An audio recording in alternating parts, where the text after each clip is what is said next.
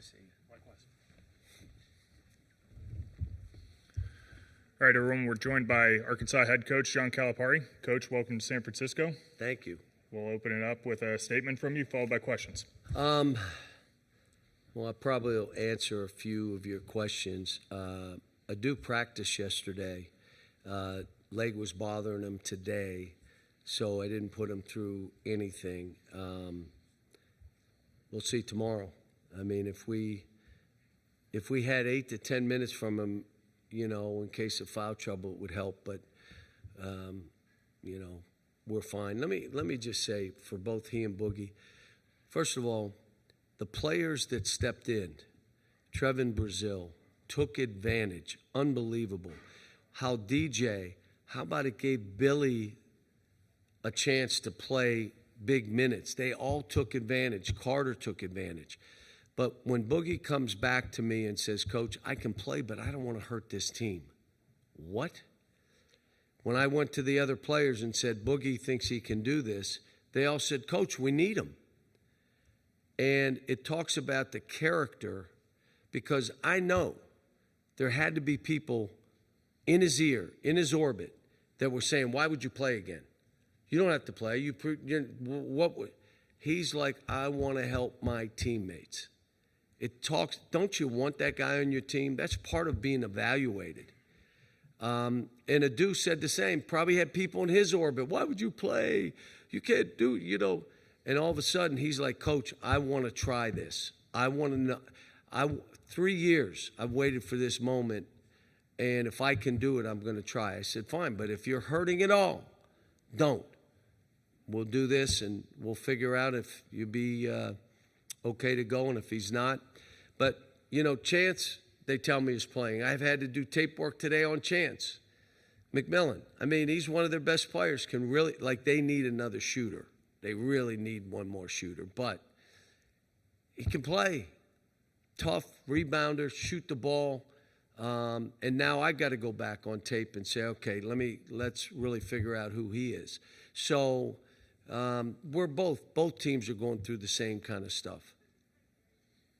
Did that answer? Can I leave now? John, Josh Dubow from Associated Press. How is the mindset for you different? You've been at this stage so much as, you know, a number 1 seed, number 2 seed who's expected to be here versus where you guys are now. Is the mindset any different? How's the approach for you? No, we approach the postseason the same, but I've been the 10 seed, I've been the 8 seed, I've been other seeds. I mean, and again, there's so many ways of doing this, including on the court. There's a lot of ways to do this and have success. So for me, what I've done is I want this to be like regular season. Like nothing has changed. The board hasn't changed. What we do, our shoot-arounds don't change. Everything is the same, so I want them to feel comfortable that this is no different. And we're in a tournament. Last tournament was Kansas, Omaha, St. John's, and us. This tournament is Maryland, Florida, Texas Tech, and us. Don't worry about any other games. It's just you're in a 4-man tournament.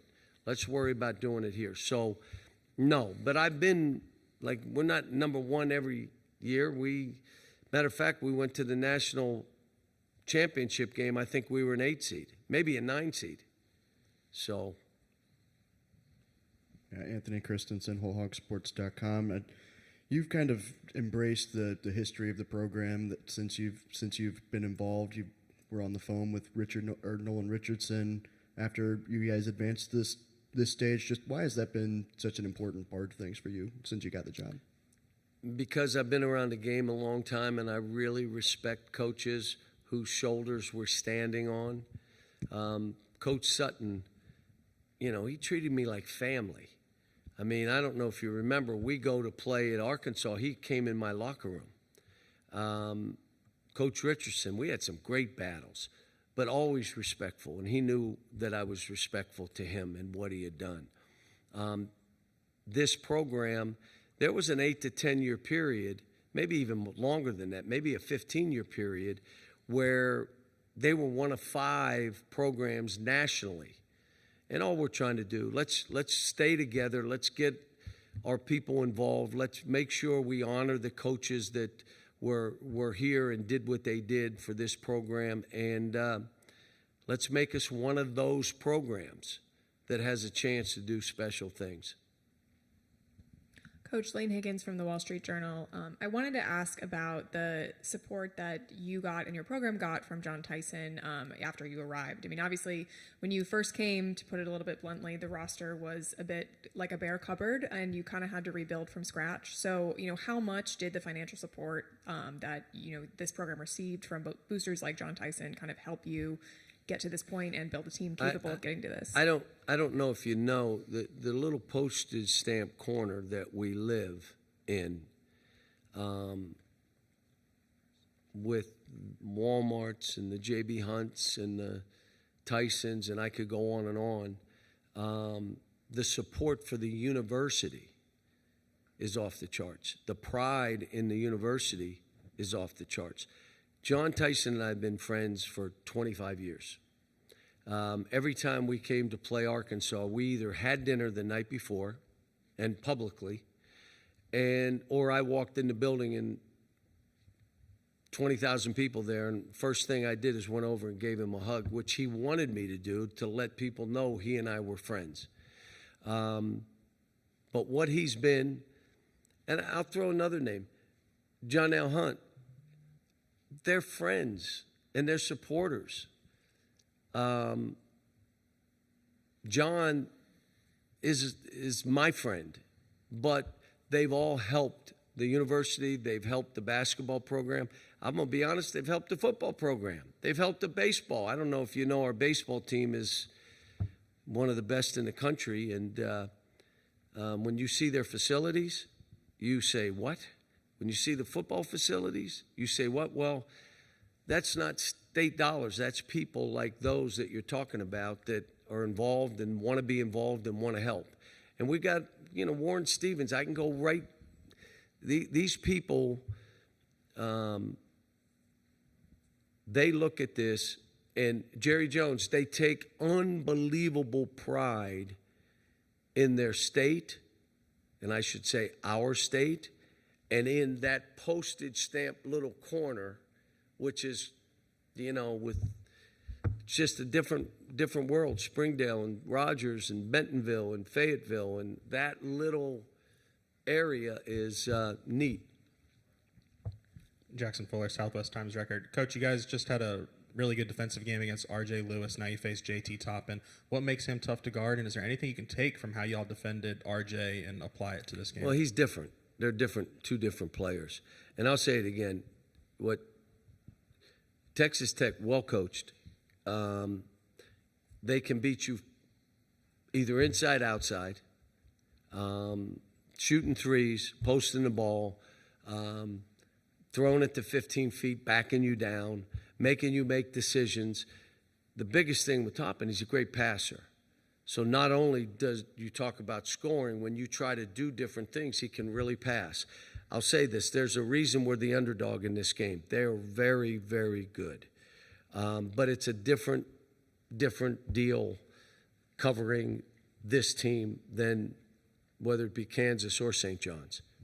And I wanted to ask you about your "they forgot the nails" line. That's something that the Arkansas fans have really come to identify with.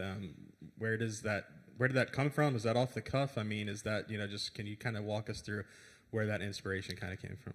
No, it's kind of off the cuff, and I wanted to just say, I know you threw us in the coffin, and then it was just, but we kicked it open. Well, then they forgot the nails. But I'm not the first guy to ever talk about they threw us in the coffin. There's been other guys that have used that. And again, when you're around a little time, there's stuff like that someone says, and I maybe should give credit. If I remember right, Bill Raftery did it, talked about it with Seton Hall. May have come out of a casket. I refuse to do that. That's not good luck. But he came out of the casket on his TV show and said, "We ain't dead yet." But he's crazy. I'm not that crazy.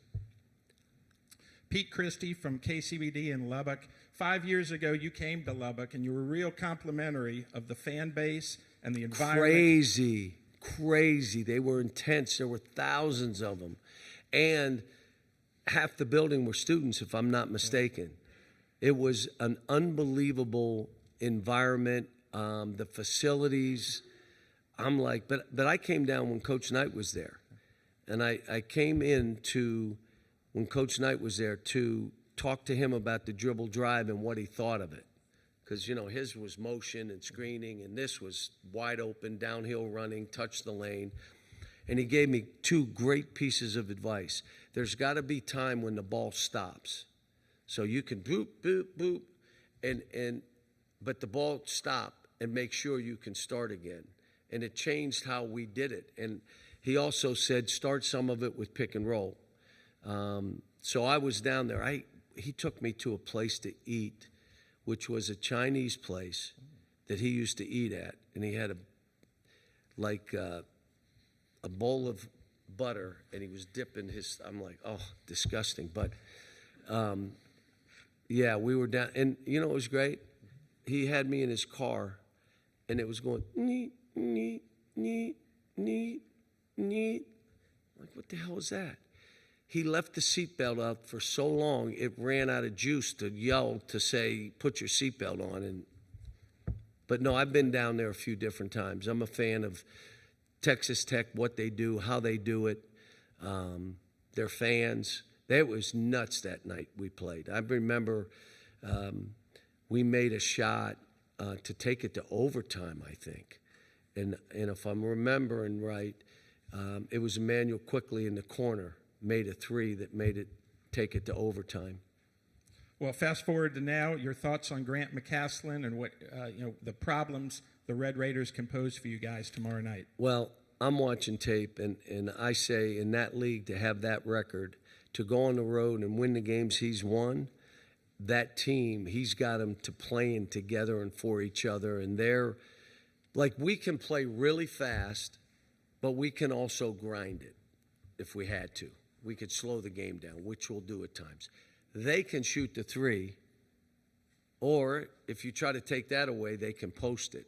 And they play that way. And they'll figure out where there's an advantage, and they go right after it. He's done a great job. He really has. And it's going to be a really hard game for us. But you know what? My kids, they've come through the fire. And my guess is other than a fan of Arkansas, no one's picking us to win the game. But the great news in this tournament, you got to play the games. You got to play them. And so we'll see. And I'll tell the kids I'm going to do my best for 40 minutes to give you everything I have. Sometimes that's a good thing. Sometimes I'm not as good. But we'll see. Yeah, you've talked a lot about how rewarding the season has been for you and how it might be the most rewarding of your career. For you personally and for the team to have made it to the second weekend and potentially beyond, how much does that kind of add to that reward? The only people that know what we went through is us. The only people that know the individuals and what they had to go through is us. To know that every player on this team had to overcome something. And they'll come up and say, well, when we lost 5 games. And I'm like, yeah, right. Like, losing. What about when you were in my office in tears? What about that? Well, I don't remember. Oh, I remember. And so they have been through so much that to see smiles on their faces. Like, there one guy I just said, I'm just happy you're smiling. Like, I looked at him for 2 weeks. He's like, and I'm trying to tell him it's not life and death, because if you play it that way, you die a lot. It's not life and death. If you want to play that way, all right, it's hard. But for them to do what we were 0-5. We were 1-6 and had 2 road games that we weren't going to win either game. And all of a sudden, this team starts to right the ship. And I'll come back to DJ stepped up and took on whatever you need me to do, Coach. Billy stepped up. Carter stepped up. Nelly started being who we wanted him to be. Jonas finally. Did anybody think Jonas would play this way 3 weeks ago, 4 weeks ago? No. If you say you did, you're crazy. And now all of a sudden he's playing. TB doing what he's doing. So the rewarding thing for a coach is seeing your kids smile and knowing where I always had to say, I believe in you and there's nothing you can do that disappoints me. So just go play. I don't even have to say that anymore. We believe too, Coach. You know, that's a big change from where we were. Last question here.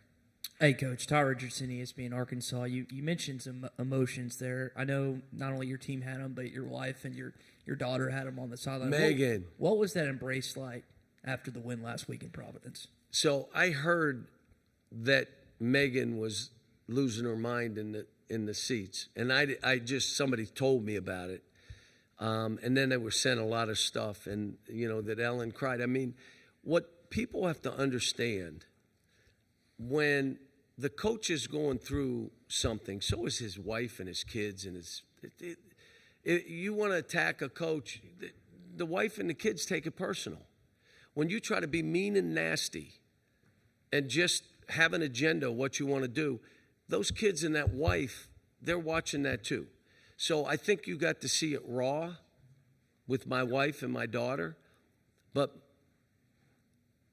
I'm also going to tell you, don't mess with my daughters because they'll come right back at you, teeth and feet, if you know my daughters. My son tries to stay under the radar, and he's doing a great job on my staff, by the way. But and Ellen, she takes it hard. I mean, she and I have been together 39 years. We were married when we were 12. But we've been together. I mean, you know, she's been unbelievable rock. She's the mother for these kids. If they're not over my house once a week, she's saying, where are the kids? She gives them all chocolate and fruit roll-ups, and they're in a bowl that they can take. She makes cupcakes for them every birthday. I should say cupcakes, brownies. And the former players will call back on their birthday. If I wish them a happy birthday, she's sending me brownies. Now think about that. The kid's 50 years old. He wants brownies on his birthday. So, I mean, I know you look at this and, you know, well, you're high profile, you take it. But not only my family, everybody that's coaching, their families. So, but I'm happy for her. There was a time we were 0-5, and I apologized to my wife for putting her through this. I apologized she said, no, you're going to do fine, I'll be fine. But I also apologized to the AD, Hunter Yurchek, and you ready? I apologized to John Tyson. You got me to do this. I apologize. I didn't think we'd be 0-5. But you know what? I think if you're trying to do the right thing and you stay focused on kids, it usually turns out okay. Sometimes not in that 1 year, but over a period of time, you're trying to do right by the kids. It usually plays out pretty good. Thanks. Coach, thank you. Everyone will be joined by Jonas Adu and John L. Davis. That's a correction from DJ Wagner earlier. John L. Davis and Jonas Adu.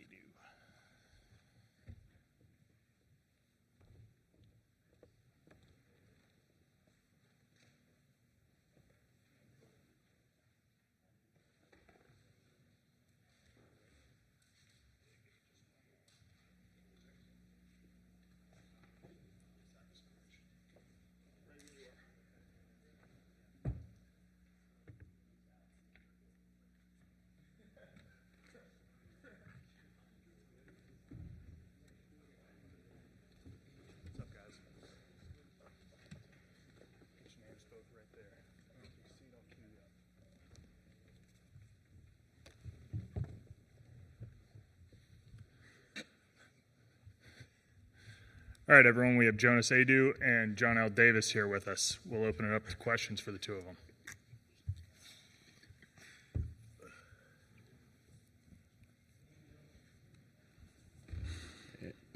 Anthony Christensen, WholeHawkSports.com. Just for both of you guys, Coach Callis just talked about how rewarding this season has been for him, just in kind of the grand scope of his career. Just have you guys kind of felt the same way? How rewarding has this been this year, guys? Been for you guys? I feel like it's been very rewarding, just going through adversity, and now you see where we at. We in the tournament. Just we ain't taking none of this for granted, and just try to enjoy the moment. Yeah, I would say the same thing. You know, I mean, nobody thought we would be where we are right now. You know, starting 0-5 in conference play. So, just the way we all responded as a whole team, whole program. I mean, I just feel like not another team could have really done what we went through and like responded and bounced back the way we did.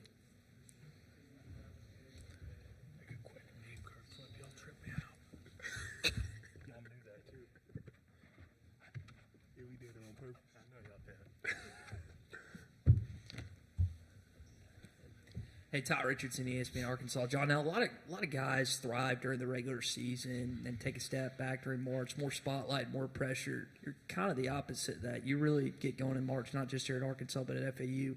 Why do you think that is?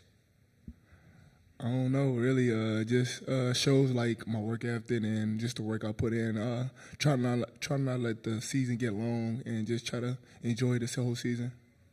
John, it's not just for you, but for John L. as well. I don't know if you guys saw the video of Cal's wife and his mom and the wife and his daughter, just the emotions that come. What was last week like for your mom and y'all's family, just getting through all that after the regular season? Same. Just shows the passion they got for us and the love, and just shows how much they want us to win. Yeah, I say the same. I mean, obviously our parents love us, you know, loved ones too as well. I mean, just to see, you know, what we both went through injuries, and then, you know, we kind of weren't the same when we came back, and then for us to respond the way we did, I mean, everybody's just so proud and just thankful for the moment. Hi guys, Chris Alvarez from ABC7 here in San Francisco. Welcome to the Bay. I'm curious your thoughts, any impressions you've gotten of being around San Francisco, and then also being in the home of the Warriors, where Steph Curry plays. I got this one. Yeah, it's great out here. I mean, just, you know, I'm looking around the pictures. I mean, it's just incredible. You know, growing up, you know, you always play like 2K with the Warriors. You got Curry, Clay, KD. Like, you know, it's just great being in a facility like that. And then, you know, I'm from North Carolina, so we don't have In-N-Out. So I came over here. I was begging for In-N-Out. In-N-Out, it's just fantastic to me. So I'm just grateful for that. I wish we could meet him though. Yeah, meet Curry, all of them. Shoot. Josh Steve from AP. You're saying that when you guys were 0-5, that no one believed that you guys could get here. Did you guys ever lose that belief? Did you see that this could be coming? No, we always have faith for sure. I mean, we know we're a really talented team. We just had to put the pieces together and learn how to play together on the court. We knew Coach picked us out individually, knowing who he wanted, and all it was is the matter of, you know, just bringing it all together and playing as a team.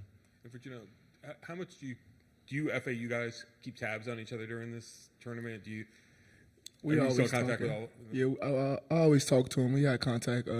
We had a little group chat. We always talk, and we always FaceTime sometimes. What's it like seeing the success? Just amazing, trying to just seeing my brothers win, just in general. John, you mentioned jokingly wanting to meet Steph Curry. I don't know if you know this, but Moses Moody played at Arkansas. Has he reached out to y'all in any way, just wishing y'all good luck playing in his building tomorrow? Not right now. We know that he have his own season, and he got stuff he running about, and we got our own. John, what is it that you appreciate about Steph's game? Just the way he scores the ball, off the ball, on the ball. It's just the way he plays, hard. Shape. Jonas, last week in Providence, Cal described you as one of the nicest players he's ever coached, yet you don't really play like that on the court. How do you kind of balance that out off the court versus on the court? I mean, for me, I've always like to show my personality, and then a lot of people told me that on the court I need to change my personality. I got to have like an alter ego on the court. So that's what I've been trying to do more, just have an alter ego when I'm on the court, but when I'm off the court, just being myself. Further questions for these guys? Anything on our Zoom room? All right, guys. Thank you. Good luck this week. Thank you. They got them silk drop cars too down here. Oh, yeah.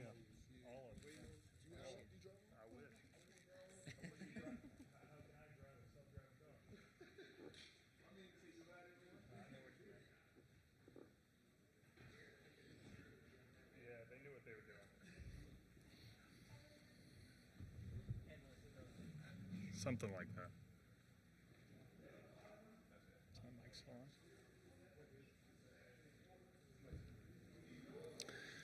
Everyone, a reminder, we will be joined and finish up our day with Texas Tech starting at 3:05 p.m. That's 3:05